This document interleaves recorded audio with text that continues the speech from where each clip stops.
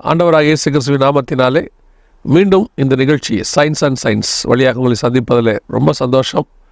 அநேக கேள்விகள், அதற்கு பதில்களை கொடுப்பதற்கு கர்த்தர் கிருபை தந்திருக்கிறார். எல்லாம் நீங்கள் கேட்ட கேள்வி தான், அதுவும் மெயில்லையும் வாட்ஸ்அப்லேயும் வந்தது தான். இதுக்கு பதில் கொடுத்துக்கிட்டே இருக்கிறோம். இந்த கேள்வி பதில்களோடு கூட சில ஆதாரபூர்வமான உண்மைகளையும் வருகிற வாரங்களில் உங்களோடு கூட பகிர்ந்து கொள்ள வேணும்னு சொல்லி நாங்கள் விரும்புகிறோம். இன்றைக்கும் நம்ம கேள்விகளுக்கு பதில் கொடுக்கறதுக்கு பிரதர் ரூபன் வந்திருக்கிறாங்க. வாங்க நம்ம நேரடியாக நிகழ்ச்சிக்குள்ளே போகலாம்.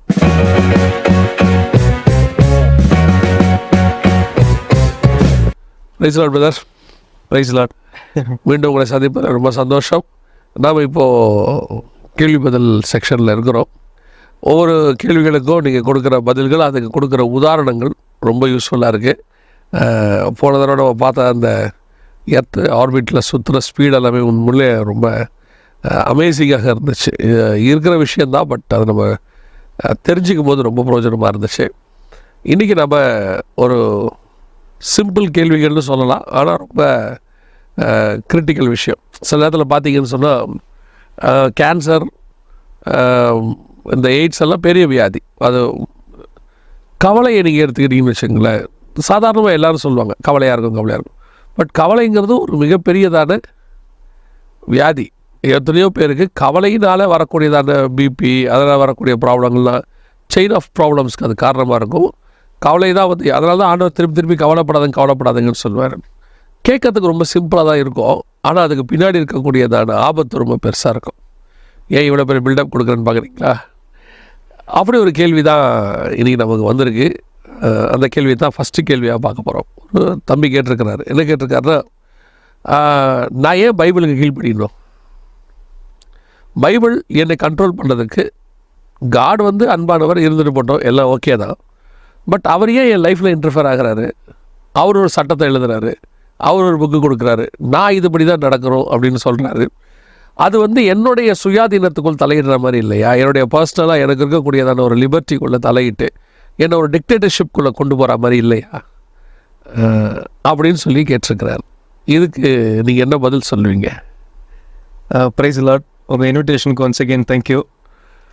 ஸோ இன்றைக்கி இருக்கிற இந்த கொஷினை நம்ம காலத்தில் கேட்டிருக்க மாட்டோம், ரொம்ப வந்திருக்கோம் செஞ்சுருக்கோம். நம்ம காலத்தில் கொஸ்டினை கேட்க மாட்டோம், அது வேறு விஷயம். கேட்கவும் விட மாட்டாங்க வச்சுங்க. அப்படியே ஒருத்தர் கேட்டாலும் அவரை தேச துரோகி மாதிரி ஒதுக்கி தள்ளிடுவாங்க. ஐ திங்க் இது ஒரு இம்பார்ட்டண்டான கொஸ்டின். காடு அவர் ஒரு சட்டத்தை எழுதி வச்சுருக்காரு.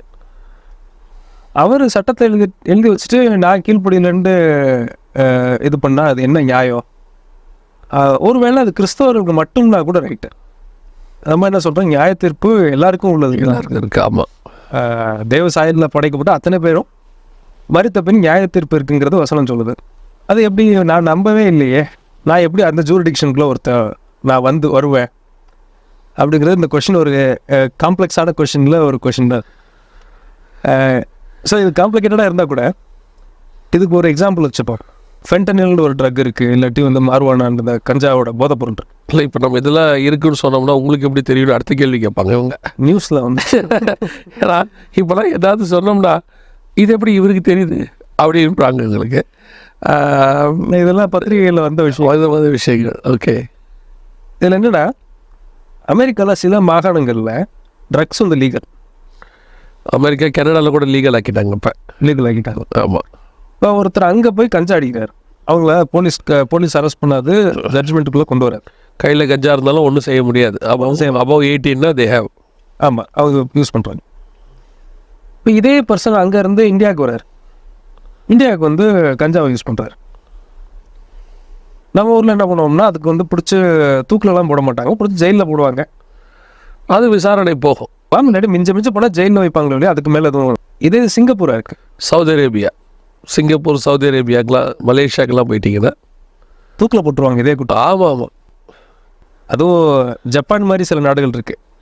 அங்கே ஒரு வினோதமான ப்ராக்டிஸ் என்னென்னா, தூக்கில் போடுறதுங்கிறத டிக்டேட் பண்ணிட்டாங்கன்னா என்னைக்கு தூக்கில் போடுறாங்கன்னு சொல்ல மாட்டாங்க. ஓ, அவங்களோட ஜுடிஷரி அப்படி தான். ஓகே, கைதி தூக்கு தண்டனை கொடுத்த ஒரு கைதிக்கு அன்றைக்கி காலையில் தான் தெரியும் தூக்கு போட போகிறாங்க அப்படின்னு. முன்கூட்டியெல்லாம் அனௌன்ஸ் பண்ண மாட்டாங்க. அவங்களுடைய ஜுடிஷியல் சிஸ்டம் அப்படி. ஓகே, இன்னைக்கு இந்த நாளில் இது நிறைவேற்றப்படும்னு சொல்ல மாட்டாங்க. ஸோ இது ஒரு மாதிரி ஒவ்வொரு கண்ட்ரிலையும் ஒரு மாதிரி சிஸ்டம் இருக்குது. அப்போ யூஎஸில் இருக்கிற ஒரு ஆள் மலேசியாவில் போய் ட்ரக்ஸை யூஸ் பண்ணால் அவரை ஜெயிலில் போட்டுட்டு தூக்கில் போட்டுறாங்க. யூஎஸில் பண்ணால் அது இல்லை. இப்போ இதுலேருந்து ஒரு லாஜிக் நம்மளுக்கு புரியுது. நம்ம எங்கே போகிறோமோ அந்தனுடைய நாட்டுடைய சட்டத்திற்குள்ளதாக நம்ம உட்பட்டுறோம். ஓகே, எந்த இடத்துல நம்ம இருக்கிறோமோ அது நம்ம ஆளுகை செய்கிறது அந்த நாட்டுடைய சட்டம் தான். நீங்கள் சொல்லும் போது எனக்கு இன்னொன்று ஞாபகம் வருதுன்னா, இந்தியாவில் வந்து பாயாசம் சாப்பிடுவாங்க. பாயாசத்தில் கசகசான்னு ஒன்று யூஸ் பண்ணுவாங்க. அவங்க சில பொருட்கள் அந்த கசகசா யூஸ் பண்ணுவாங்க. அது வந்து ஒரு ஜீரணத்துக்கான அப்படின்லாம் சொல்கிறதுக்கான ஒரு பொருள், பட்டை லவங்கம் மாதிரி. சவுதி அரேபியாவில் கசகசா அஃபென்ஸு. நீங்கள் இந்தியாவிலேருந்து ஸ்பைசஸ் கொண்டு போகிறீங்கல்ல, ஆமாம், மிளகாத்தூள், அதில் கசகசா கொண்டு போனீங்கன்னா உங்களுக்கு தூக்கு. சவுதி அரேபியாவில் தூக்கு போட்டுருவாங்க. ஏன்னு கேட்டிங்கன்னா கசகசா வந்து போதைப் பொருள் அங்கே. அந்த போதைப் பொருள் தயாரிக்கிற ஒரு பொருளாக அவங்க பார்க்குறாங்க அவங்க நாட்டில். இங்கே நம்ம சர்வசாதாரணமாக எல்லா கல்யாணத்துலேயும் பாயாசத்தில் கசகசா யூஸ் பண்ணுவோம், சில பொருட்களில் கசகசா யூஸ் பண்ணுவோம். இங்கே கடைகளில் கிடைக்கும் அது. ஆமாம், அது ஒரு மளிகை சாமான். அவங்க ஊரை பொறுத்த வரைக்கும் அது அஃபென்ஸ். அப்போ நீங்கள் இந்தியாவில் பாயாசம் சாப்பிடலாம் முடியாது, சவுதி அரேபியாவில் சாப்பிட முடியாது. இப்போ நீங்கள் அதான் சொல்ல வரீங்க. இப்போ அது மாதிரி தான். ஸோ இந்த லாஜிக் இது தான். காடு சட்டத்தை எழுதி கொடுத்துருக்காரு, எல்லாமே எழுதி கொடுத்துருக்காரு. இதோடைய நிறைவு முழுமைங்கிறது எங்கே இதெல்லாம் எக்ஸிக்யூட் பண்ண போகிறாருன்னா, அவர் ஊருக்குள்ளே போகணும்னு நினச்சா இதெல்லாம் ஃபாலோ பண்ணணும். ஏன்னா ஆண்டவர் சொல்கிறாரு, என்னுடைய ராஜ்யம் இந்த பூமிக்குரியது அல்ல. அங்கே இதை பண்ணாதான் போக முடியும், அங்கே போக வேண்டாம்னா நம்ம பண்ண வேணாம். சிம்பிள். அவருடைய ராஜ்யத்துக்கு போகணும். ஸோ அது வந்து என்ன டேர்மாக வேணா இருக்கலாம். பரலோகம்னு வச்சுக்கலாம், சொர்க்கம்னு வச்சுக்கலாம், எப்படி வேணாலும் வச்சுக்கலாம், எந்த டேர்மாக வச்சுக்கலாம். அது உள்ளே போகணும்னா இதான் டேர்ம். அங்கே வந்து இந்தியா நாட்டுடைய சட்டத்தை அவர் எடுக்க மாட்டார், அமெரிக்கா நாட்டோட சட்டத்தை எடுக்க மாட்டார். அவர் ஏரியானா அந்த சட்டம் தான் அதுக்கு அப்ளிகபிள். ஸோ அவர் நாட்டில் என்ன சட்டம் வச்சுருக்காரோ அதுதான் நம்மக்கிட்ட கொடுத்துருக்காரு. இங்கே வரவங்களுக்கு இதான் லா. இப்போ யூஎஸ் வரவங்களுக்கு முன்னாடியே சொல்லிவிடுவாங்க, இங்கே வரவங்க ஃபாரினர்ஸ் இப்படி தான் இருக்கணும். அதுக்கு உட்பட்டு தான் நம்ம போகிறோம். அதுக்கு உட்பட்டு தான் நம்ம செய்கிறோம். அவங்க இப்போ ஃப்ளைட்டில் ஏறும் போது ஒவ்வொரு ஏர்லைன்ஸுக்கும் ஒரு ரெஸ்ட்ரிக்ஷன்ஸ் இருக்குது. அந்த ஏர்லைன்ஸோட ரெஸ்ட்ரிக்ஷன்ஸுக்கு ஏற்ற மாதிரி தான் நம்ம ட்ராவல் பண்ணணும். நான் கத்தார் ஏர்லைன்ஸுக்கு யூஸ் பண்ணுற மாதிரி நான் வந்துட்டு இந்தியன் ஏர்லைன்ஸ் யூஸ் பண்ண முடியாது. அவங்க என்ன சொல்கிறாங்களோ அதை தான் நான் இங்கே யூஸ் பண்ணிக்கணும். அப்போ வந்துட்டு காட் அவர் நாட்டுக்கு ஒரு சட்டம் வச்சுருக்கிறாரு. அவர் அந்த நாட்டுக்கு ராஜாவாக இருக்கிறாரு. அவர் ஒரு சட்டம் எழுதியிருக்கிறாரு. அந்த சட்டத்தை எனக்கு இங்கே கொடுத்துருக்கிறாரு, வேணுன்றவங்க யூஸ் பண்ணிங்க. இதன்படி தான் நான் அவங்களை அங்கே எழுதியிருப்பேன், அங்கே உள்ளே வரவங்க இப்படி தான் நீங்கள் இருக்கணும்னு சொல்கிறாரு. அப்போது இந்த புக்கை அங்கே போகிறவனுன்னு ஆசைப்படுற எல்லாரும் இந்த லாகை அவங்க தன்னில் இது பண்ணிக்கணும். ஓகே, வேணான்னு சொன்னால் அவர் நம்மளை புஷ் பண்ணி இதை பண்ணி தான் ஆகணும்லாம் நம்மகிட்ட அவர் எங்கேயுமே சொல்லலை, ஃபோர்ஸ் பண்ணல. அதே நேரத்தில் அன்பான தேவன் சொல்கிறாரு, இதை தவிர வேறு இடம் இல்லைப்பா, நீ சந்தோஷமாக இருக்கணும்னா, எட்டானா நல்லா இருக்கணும்னா என் ராஜ்யம் தான் இருக்குது, வேற ஒரு ராஜ்யம் இல்லை. அந்த ராஜ்யத்துக்கு வரதுக்கு இதான் இல்லை. இதை நீ பாஸ் பண்ணால் தான் அங்கே வர முடியும். கரெக்ட். இப்போ பைபிளை நம்ம 3 பிரிச்சுக்கோமே, ஆதி ஆகமம், அப்புறம் மிட் ஏஜ், அப்புறம் ரெவலேஷன், எண்ட் டைம்ஸ்னு பிரிச்சுக்கோ. ஆதாம் ஏவாளுக்கும் 2 ஆப்ஷன் கொடுத்தாரு, நல்ல பழம் ஒன்று, கெட்ட பழம் ஒன்று, tree of life and tree of knowledge of good and evil. இது 2லையும் இது கெட்டது சாப்பிடாதுன்ட்டு சொல்லிட்டார். அப்புறம் மோசே காலத்தில் நம்ம பாருங்க, மரணத்தையும் ஜீவனையும் உனக்கு முன்பதாக வைக்கிறேன், ஆனால் ஜீவனை நீ தேர்ந்தெடுத்துக்க அப்படின்ட்டு ஒரு ஒப்பீனியனே சொல்லிட்டார். ரெவலேஷனில் பாருங்கள், பரிசுத்தமாக இருக்கிறவன் இன்னும் பரிசுத்தமாட்டோம், நீதி செய்கிறவன் இன்னும் நீதி செய்யட்டும், அநீதி செய்கிறவன் இன்னும் அநீதி செய்யட்டும். ஸோ இந்த 3 காலத்துலையுமே இந்த 2 சாய்ஸ் டெசிஷன் எடுக்கிற பவர் நம்மகிட்ட தான் கொடுத்து வச்சுருக்கார்.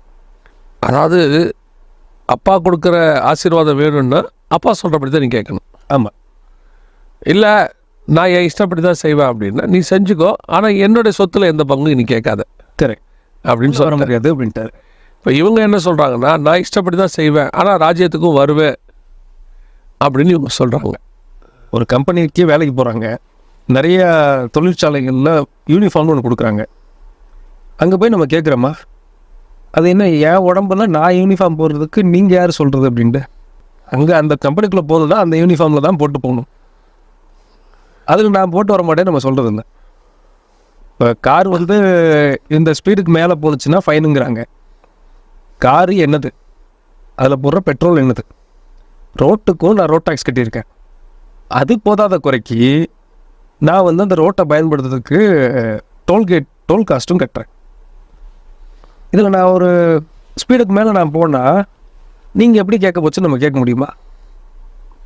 இங்கே இருக்கிறவங்க இங்கே சட்டம் தான், இந்த சட்டம் தான். ஒரு தடவை ஜெர்மனி போயிருந்தோம். ஜெர்மனியிலேருந்து கார்லேயே ஃப்ரான்ஸ் போகிறோம். அப்போது இவர் வந்து 130லேயோ 160லேயோ ஃப்ரான்ஸில் போகிறாரு.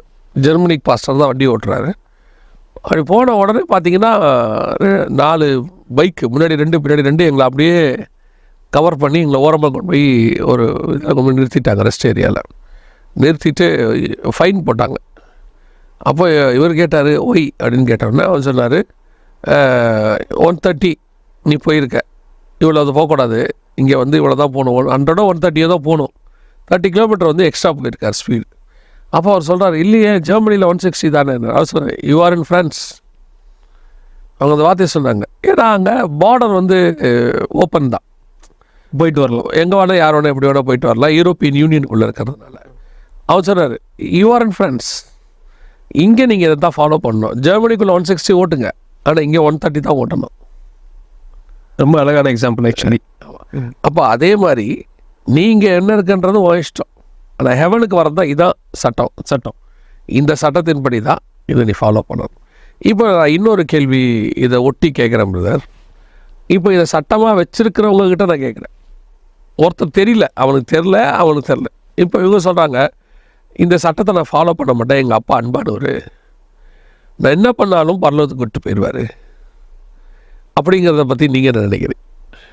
ஃபியூ டைம்ஸ் முன்னாடி நம்ம பார்த்த மாதிரி காட் எந்த அளவுக்கு அன்பானவரோ அதே நேரத்தில் நியாயமானவரும் கூட, அதில் மாற்று கருத்தே இல்லை. இப்போது கடவுள் வந்து கிருபை உள்ளவர், அதில் மாற்று கருத்தம் இல்லை. அவருக்கு இன்னொரு புறம் இருக்குது, நீதியுள்ள நியாயாதிபதி. அவர் எங்கள் அப்பா தான், ஆனால் அவர் அந்த நாட்டுக்கு ராஜாவாகவும் இருக்கிறார். சரி, தாவீது அப்பாவாக இருக்கிறதுனால அப்சலோம் என்ன வேணாலும் பண்ணலான்னு தப்பு ஒழுங்காயிடாது இல்லை. சரி, எங்கள் அப்பா ராஜாடா, நான் என்ன வேணால் பண்ணுவேன்னு சொல்லவே முடியாது இல்லை. அப்படி இருக்கும்பொழுது இன்றைக்கி இவங்க எல்லாரும் இந்த கிருபைங்கிற வேர்டை வச்சுக்கிட்டு, கிருபைங்கிற வேர்டை யூஸ் பண்ணிக்கிட்டு, அடுத்து நம்ம ஃபஸ்ட்டு பார்த்தது நான் பிலீவர், நான் சொல்கிறது பிலீவர்ஸ் வச்சுக்கிட்டு ஆண்டவர் ரொம்ப இரக்கம் உள்ளவர், ஏதோ ஒரு குரூப்பே சொல்லுது நரகத்துக்கே போட மாட்டார், அப்படி அனுப்பவே மாட்டார் அவர், ஏன்னா அவர் இரக்கத்தின் தேவன். இன்னொரு குரூப் சொல்லுது நரகத்துக்கு போடுவாங்க, பட் டெம்பரவரி, கொஞ்ச நாள் போட்டு ஆண்டவர் கூப்பிட்டு வந்துடுவார், ஏன்னா அவர் இரக்கத்தின் தேவன், ரொம்ப நாள் அங்கே இருக்கிறதுக்காக அவர் என்ன செய்ய மாட்டார், அனுமதிக்க மாட்டார். இப்படி ஆண்டவருடைய லா புக்கை, இந்த புக்கை வந்து அவங்க எத்தனை பேருமே என்ன செய்கிறாங்கன்னா அவங்களுக்கு ஏற்ற மாதிரி மாறுறாங்க, அல்லது மீறுதல். ஆதாம் என் உடன்படிக்கை மீறினான் அப்படிங்கிற மாதிரி அதெல்லாம் ஒரு வகையான மீறுதல். நான் எப்பவும் பைபிளும் சரி உலக பிரகாரமே சரி நான் பார்க்குறேன். கடவுள் வந்து சொல்கிறார் மோசே கிட்ட, நீ என் பின்புறத்தை பார்ப்பாய். பின்புறம்னா பேக் சைடு அர்த்தம் என்னென்னா, ஒரு பக்கம் அவர் எரிச்சல் உள்ள தேவன், ஒரு பக்கம் கிருபையும் இரக்கம் நிறைந்தவரை வெளிப்பட்டார். அவருக்கு 2 பக்கம். அதே மாதிரி ஒரு காயினுக்கு 2 இருக்குது, ஹெட் ஆர் டைல்ஸ் நம்ம சொல்கிறோம், ஏதாவது ஒன்று கண்டிப்பாக இருக்கும். 2 இருந்தால் தான் அது ஒரு காயின். ஒரு பக்கம் பிரிண்டாக காட்டி அது காயினாக இருக்காது. அதே மாதிரி தேவன் இப்போ கிருபை உள்ளவராக இரக்கம் உள்ளவராக இருக்கிறார், நீதி உள்ள நியாயாதிபதியாகவும் இருப்பார். அப்போது அதில் நீங்கள் தப்பிக்கிறதுக்கு இது ரொம்ப அவசியமாக இருக்குது. Very true. இயேசு கிறிஸ்துவை நிறைய பேர் இந்த ஆட்டுக்குட்டி தூக்கி வச்சுட்டு இருக்கவர்னு நினச்சிட்டு இருக்காங்க. நான் அப்படி கிடையாது. அவருடைய இன்னொரு ரூபம் பழைய ஏற்பாட்டிலையும் ரெவலேஷன்லையும் பார்த்தோம்னா நம்மளுக்கு தெரியும், பட்டயத்தோடு இருக்கிறார். பயங்கரமான ரெவலேஷன் கடைசியில் வரும்போது பட்டயத்தோடு வராருன்னு இருக்குது 19ஆம் அதிகாரத்தில். பழைய ஏற்பாட்டில் பல இன்ஸ்டன்ஸில் அவரை பார்த்தா தெரியும், அவருடைய இன்னொரு ஒரு வல்லமை நிறைந்த முகத்தையும் அவர் காமிப்பார். டோட்டல் பைபிள்லேயே வருது. பிதாவாகிய தேவனை கூட அப்படி பைபிள் சொல்லாது. இயேசுவை பற்றி 2 இடத்துல இருக்கும், குமாரன் கோபம் கொள்ளாமலும்னு இருக்கும். சங்கீதத்தில் இருக்குங்களா 2ஆம் அதிகாரத்தில் குமாரன் கோபம் கொள்ளாமலும்னு இருக்கும். வெளிப்படுத்தல் 6 பார்த்தீங்கன்னா வசனம் தெளிவாக சொல்லும், சிங்காசனத்தின் மேல் வீற்றிருக்கிறவருடைய முகத்திற்கும் ஆட்டுக்குட்டியானவருடைய கோபத்திற்கும் எங்களை மறைத்து கொள்ளுங்கள். பர்டிகுலர்லி கிரைஸ்டோடைய கோபம். கிரைஸ்டுக்கு கோபம் வந்துச்சுன்னா கதை அவ்வளோதான். ஒத்த ஆள் சவுக்கு எடுத்து அடித்தாப்புலன்னா ஒரு ஊரில் ஒரு பையன் வந்து கேள்வி கேட்க மாட்டான், ஏன் அடிக்கிறீங்கன்னு. அடிக்கிற வேகத்துலேயே அவனுக்கு தெரியும், அடி இடி மாதிரி விழுது. இவரை நம்ம நிறைய கேள்வி கேட்டோம், அதுக்கெல்லாம் பொறுமையாக பதில் சொன்னாருன்ட்டு ரொம்ப சாஃப்டான ஆள் நீங்கள் நினச்சிட்டிங்கன்னா, சவுக்கு எடுத்து அடிக்க ஆரம்பித்தாருன்னா ஒரு வயலுக்கு கிட்ட வந்து கேட்க மாட்டான், ஏன் இவர் அடிக்கிறீங்க, ஏன் இப்படி சவுக்கு, நீ யார், இதெல்லாம் கேள்வி. அடிக்கிற வேகமே தெரியும்ல. சில நேரத்தில் சொல்லுவாங்கள்ல, கிட்ட போகாத இருந்தாலும் ரொம்ப மோசமானவனா தெரியுறான்னு. அதே ஆண்டவர்லாம் அடிக்க ஆரம்பித்தாருன்னு அவர் அப்படி தான். ஸோ ரொம்ப சந்தோஷம். ஏன் வேதத்தை ஃபாலோ பண்ணணுன்னா, பரலோகத்துக்கு போகணுன்னா நீ வேதத்தை ஃபாலோ பண்ணி தான் ஆகணும். ஆமாம். அது உனக்கு லைஃப்பில் இன்டர்ஃபேர் ஆகும், உன்னை மாற்றும், உன்னை கட்டளை கொடுக்கும், உன்னை கண்ட்ரோல் பண்ணும். இவ்வளவும் ஏற்றுக்கிட்டால் தான் நீ அங்கே போக முடியும். இந்த மாதிரி பைபிள்ங்கிறது கருத்து சொல்கிற புக்கு இல்லை, அது கட்டளையை கொடுக்குற பிரமாணம். நிறைய பேர் காலங்காத்தால் ஆசீர்வாத புக்கை நினச்சிட்டு இருக்கிறாங்க. அதை காலை எழுந்திரிச்சு இந்த நாளுக்கான ஆசீர்வாதம் ஏதாவது கிடைக்குமான்னு புக்காக இருக்காங்க. அது ஒவ்வொரு நாளும் நம்ம நடத்துவதற்கு என்ன சொல்கிறது, இன்ஸ்ட்ரக்ஷன் கொடுக்குற புக்கு. கரெக்ட் கரெக்ட் இன்ஸ்ட்ரக்ஷன் கொடுக்குற புக்கு. இதை இப்படி செய்ய, அந்த மாதிரி பண்ணு, இப்படி இருந்தால் அப்படி போவேன்னு சொல்லி கொடுக்குற புக்கு. ரொம்ப சந்தோஷம் பிரதர். முதலாவது கேள்விக்கு ரொம்ப டீட்டெயிலாக விளக்கமாக நீங்கள் பதில் சொன்னீங்க. இப்போ இன்னொரு கேள்வி வந்திருக்கு. இதுவும் கொஞ்சம் வித்தியாசமான கேள்வி தான். இந்த தடவை நம்ம பார்க்குற கேள்வியெல்லாம் கொஞ்சம் வித்தியாசமாக தான் இருக்குது. ரெண்டாவது கேள்வி என்னென்னு கேட்டிருக்கிறாங்கன்னா, நீங்கள் அந்த கேள்வியை எனக்கு படித்து காட்டின போது எனக்கு ரொம்ப கொஞ்சம் சிரிப்பாக தான் வந்துச்சு. அந்த கேள்வி என்னென்னா, அதாவது தேவன் வந்து இருதயத்தை பற்றி பைபிளில் பேசியிருக்கிறார், சரியா? ஆனால் இருதயத்தை பற்றினதான ஒரு காரியம் வரும்பொழுது ஏன் காட் ஹார்ட் பற்றி பேசியிருக்காரு, மூளையை பற்றி பேசலன்னு இவங்க கேட்டிருக்காங்க. ஆமாம், இருதயத்தை காத்துக்கொள்ங்கிறாரே. ஆனால் இருதயங்கிறது அக்கார்டிங் டு பயாலஜி ரத்தத்தை பம்ப் பண்ணுறதான ஒரு ஆர்கன். அந்த ரத்தத்தை வந்து உடம்பு ஃபுல்லாக பம்ப் பண்ணுது. ஆனால் நம்ம டெசிஷன் எடுக்கிறது, நம்ம யோசிக்கிறது, சிந்திக்கிறது எல்லாமே மூளையில் தான் பண்ணுறோம். இவர் வந்து மூளை என்ன சொல்லியிருக்கணும், மூளையை காத்துக்கொள், மூளை ரொம்ப இம்பார்ட்டண்ட்டு, பிரெயின் டெட் ஆகி போச்சுன்னா எல்லாம் டெட்டு, அதை பற்றி நீ பார்த்துக்கணும்லாம் சொல்லியிருக்கணும். அவர் ஏன் இருதயத்தை சொல்லியிருக்காரு, இருதயத்தை காத்துக்கொள் ஏன் சொல்லியிருக்காரு அப்படின்னா, அதாவது நம்ம இந்த கேள்விக்கு ஃபஸ்ட்டு கொஞ்சம் சிரிச்சிருவோம் நம்ம. ஏன்னா நமக்கும் சீரியஸான ப்ரோக்ராமாக இருக்குது. அதாவது அவங்களுக்கு இருதயத்துக்கான டெஃபினிஷன் தெரியல.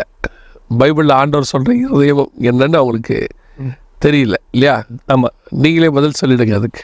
ஸோ இதுக்கு வந்து 2 வசனத்தின் மூலமாக பதில் சொல்கிறேன். ஃபஸ்ட்டு வந்து ஆதியாகமம் 6:6, தாம் பூமியிலே மனுஷனை உண்டாக்கினதற்காக கர்த்தர் மனஸ்தாபப்பட்டார், அது அவர் இருதயத்திற்கு விசனமாக இருந்தது. அது வந்து அப்போ அவருக்கு ஹார்ட் அட்டாக் வந்துச்சா, அவருக்கு 2 ஆர்டிக்லும் 2 வென்டிக்லும் போட்டு ஹார்ட் ஓடிட்டு இருந்துச்சா? அவர் இருதயத்துக்கு விசனமாக இருந்துச்சுன்னா முதல்ல அவர் மாம்சரத்தமே கிடையாது, ஆவியான தேவன். ஹார்ட் பார்ட்னு ஒன்று இருக்குமா நமக்கு தெரியலையே. இல்லை, அப்படி எனக்கு இவன் ஒருத்தட்ட பேசிகிட்டு இருக்கும்போது ஒரு கொஸ்டின், தேவ சாயலில் தானே நம்ம இருக்கோம், அப்படி ஒரு வேளை இப்போ ஹார்ட் மாதிரி ஏதாவது இருக்குமா அப்படின்னு ஒரு கொஷின் வந்து, அதுக்கு ஒரு ஆன்சரை பார்த்துருவோம். ஏசாயா 14:13 சாத்தானை பற்றி எழுதியிருக்கு. நான் மேகங்களுக்கு மேலாக உன்னதங்களில் ஏறுவேன், உன்னதமானவருக்கு ஒப்பாவேன் என்றும் நீ உன் இருதயத்தில் சொன்னாயே. இது சத்ருவை பற்றி பேசுகிறேன். அவனுக்கு அப்போ ஹார்ட் ஓடிட்டு இருந்துச்சா? அவனும் தூதன் தானே, அவனும் ஆவியான ஒரு ஸ்டேட்டில் தானே இருக்கிறான். 2 பேருக்குமே நம்மளுக்கு மனுஷங்க இருக்கிற மாதிரி ஒரு 4 வால்வு வச்சு அதுக்கு வந்து ரத்தத்தை சர்க்குலேட் பண்ணுறதுக்கான அந்த டிவைஸ் அது கிடையாது. ஓகே, அப்போ வேதம் ஹார்ட்டுங்கிறது எதை சொல்லுது அப்படின்னா, நம்மளுடைய ஆவியும் ஆத்மாவையும் தான் சொல்லுதே ஒழிய ஹார்ட் ஆஃப் தி மேட்டர் இவர் தான்ப்பா. இந்த இதுக்குமே மொத்த கம்பெனிக்குமே இவர் தான் வந்து இருதயம் மாதிரி அப்படின்னா, அவர் பம்பு பிளட் பண்ணிட்டு இருக்காரு, ரத்தத்தை பம்ப் பண்ணிட்டு இருக்காருன்னு அர்த்தம் இல்லை. அவர் தான் ரொம்ப முக்கியமான ஆள். இவர் தான் நம்ம கம்பெனிக்கு பேக் போன் அப்படின்னு சொன்னால், அதுக்கு வந்து எலும்பை கட்சி அவர் வந்து பின்னாடி எலும்பாக நிற்கிறாரு அர்த்தம் இல்லை, அந்த தாக்கி பிடிக்கிறாரு. ஆமாம், அப்படிங்கிற மாதிரி அதோட இம்பார்ட்டன்ஸை தான் நம்ம இங்கே சொல்ல வரோம். ஆமாம். ஸோ இப்போ ஒரு பிரச்சனை இருக்குது, ஹார்ட் ஆஃப் தி மேட்டர். இந்த பிரச்சனையோட ஆழமான ஹார்ட் என்னன்னா இதுதான் அப்படின்னு சில இடத்துல சொல்கிறோம். அப்போ அங்கே ஹார்ட்னா ஃபிசிக்கல் ஹார்ட்டை அவர் சொல்லவே இல்லை எங்கேயுமே. அவர் சொன்னது ஆவியையும் ஆத்மாவையும் தான் சொல்கிறாரு. எப்படிங்க? ஓகே, இருதயத்தில் எனக்கு இடம் கொடுன்னா நம்மளுக்கு வந்து ஹார்ட்டுக்கு வென்டிக்கிளில் வந்து உட்கார போகிறாரான்னு கேட்டால் அது கிடையாது. அவர் வந்து நம்மளுடைய ஆவிக்குள்ளதை அவர் பிரவேசித்து நம்மளுடைய ஆத்மாவை மாற்றணும்னு விரும்புகிறாரு. அதை தான் ஹார்ட்னு பைபிள் சொல்லுது. இது எப்படி இந்த மாதிரி கேள்வியெல்லாம் இவங்களுக்கு வருதுன்னு எனக்கு புரியல. ஆனால் இதுக்கு என்ன காரணமாக இருக்கும் அப்படிங்கிறத நான் ஒரு பக்கம் பயாலஜிக்கலி ஹார்ட்டுங்கிறது அவங்களுக்கு தெரியுது இல்லை, பட் ஸ்பிரிச்சுவலி ஹார்ட்டுங்கிறது அவங்களுக்கு தெரியல. இன்னைக்கு எனக்கு ஒரு விதத்தில் எனக்கு ஐம் ஹாப்பி. ஏன்னா இப்போ ஒருத்தவங்க கேட்டுட்டாங்க இந்த கொஷினை, இந்த மாதிரி ஆடியன்ஸ்க்காக தான் இதை நம்ம ப்ரைமரியாகவே பண்ணுது. இன்றைக்கி இருக்கிற ஸ்பிரிச்சுவல் சினாரியோவும் இப்படி தான் இருக்குங்கிறது எனக்கு தெரியுது. நான் அந்த மாதிரி மக்களுக்கும் இது போய் சேருதுங்கிறது இன் அ சென்ஸ் ஐம் ஹாப்பி. அதாவது இந்த மாதிரி ஒரு ஸ்பிரிச்சுவல் ஸ்டாண்டர்டில் இன்னும் எத்தனை பேர் இருக்கிறாங்கன்னு நமக்கு தெரியலையே. இப்போ நம்ம இது வழியாக நம்ம கொடுக்குறோம். இப்போ அந்த கேள்வியை கேட்டதுனால நமக்கு இது தெரியுது இவங்களுடைய ஸ்பிரிச்சுவல் ஸ்டாண்டர்ட். ஏன்னா ஆண்டவர் சொல்கிறார், முழு இருதயத்தோடும் முழு பலத்தோடும் முழு ஆத்மாவோடுன்னு சொல்லும் பொழுது இவங்க முழு இருதயம்னா என்ன நினச்சிட்டு இருந்திருக்கிறாங்க இது வரைக்கும்? ஹோல் ஹார்ட்டட் அப்படின்னா என்ன அர்த்தம்? என்னுடைய இருதயத்தில் இருக்கிற வாழ்வு இதெல்லாம் மொத்தமாக அப்படின்னு அர்த்தமா? அப்படின்னு இல்லை. என் ஆவி என் ஆத்மா அத்தனையும் கர்த்தருக்குரியது அப்படிங்கிறத தான் அங்கே நம்ம சொல்ல வரோம் இல்லையா? அப்போ இவங்களுக்கு இதை இன்னும் சரியான போதனை கிடைக்கலையோ, இல்லை அவங்களுக்கு இதை பற்றி இன்னும் சரியான புரிதல் யாரும் கொடுக்கலையோ தான் நான் பார்க்குறேன். ஏன்னா நான் சில இடங்களுக்கு போகும்பொழுது இப்போது வாலிபர்கிட்ட உட்காந்து Q&A செக்ஷன் தான் நிறைய பேசுகிறோம். நான் என்னை பொறுத்த வரைக்கும் வாலிபர்களுக்கு நம்ம செய்தி கொடுக்கறது ஒரு பக்கம், அதோட ரொம்ப அதிகம் Q&A வைக்கிறோம். இப்போ என்ன ரீசன்னா அவங்ககிட்ட என்ன இருக்குதுன்னு எடுக்க வேண்டியிருக்கு. அப்போ ஒரு சர்ச்சில் உட்காந்து வாலிபர்கிட்ட பேசிகிட்டு இருக்கும்போது அவங்க ராப்சர் அப்படின்னா அந்த வாலிபர் சொன்ன வார்த்தை, அப்படி ஒரு வேர்ட் நான் கேள்விப்படவே இல்லையே எங்கள் சர்ச்சில் அப்படிங்கிறான். அப்போ தான் எனக்கு புரியுது, அப்போ சர்ச் என்ன போதிக்குது. நமக்கெல்லாம் சர்ச்சுக்குள்ளே போன உடனே நமக்கு போதிக்கிற மிக முக்கியமான மூல உபதேசங்களில் ஒன்று இந்த ரட்சிப்பு, ஞானஸ்நானம், அபிஷேகம், அதை ஒட்டி தானே வருகை, ராப்சர், இதெல்லாம் நமக்கு சொல்லி கொடுத்துருவாங்க. இப்போது இந்த அளவுக்கு ஒரு கேள்வி வருது அப்படின்னா அவருடைய ஸ்பிரிச்சுவல் ஸ்டாண்டர்ட் எந்த அளவுக்கு இருக்கு அதை நம்ம யோசிக்க வேண்டியிருக்குல்ல அந்த இடத்துல.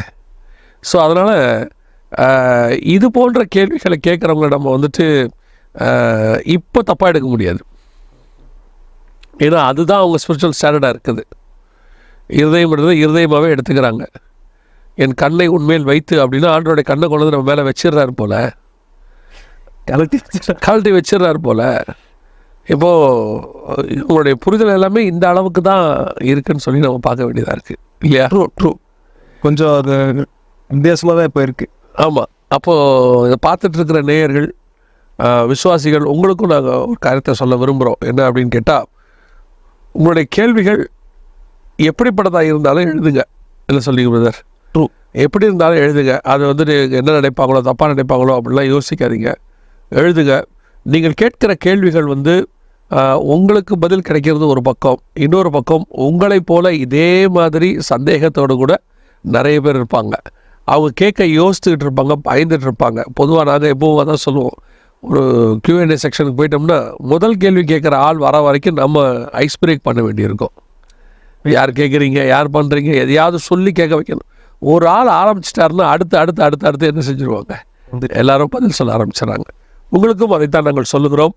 கேள்விகளை கேளுங்கள். என்ன சந்தேகமாக இருந்தாலும் எங்கள்கிட்ட சொல்லுங்கள். தெரிஞ்ச வரைக்கும் நாங்களும் உங்களுக்கு வேதாகமத்தின் துணையோடு கூட, கர்த்தருடைய துணையோடு கூட நாங்கள் பதில் சொல்ல தயாராக இருக்கிறோம். இந்த நிகழ்ச்சியில் நீங்கள் பங்கு பெற்றதுக்கு, இந்த நிகழ்ச்சியை நீங்கள் பார்ப்பதற்கு ரொம்ப சந்தோஷம். இதே மாதிரி அநேகருக்கு இதை தெரியப்படுத்துங்க, அவங்களுக்கு பிரயோஜனம் இருக்கிறதுக்காக சொல்கிறோம். இன்றைக்கி நம்மோடு கூட வந்த பிரதர் ரூபனுக்கு நன்றி. கர்த்தர் சித்தமானால் இன்னொரு நிகழ்ச்சியில் நாம் மீண்டும் இதே மாதிரி சந்திக்கலாம். Thank you so much.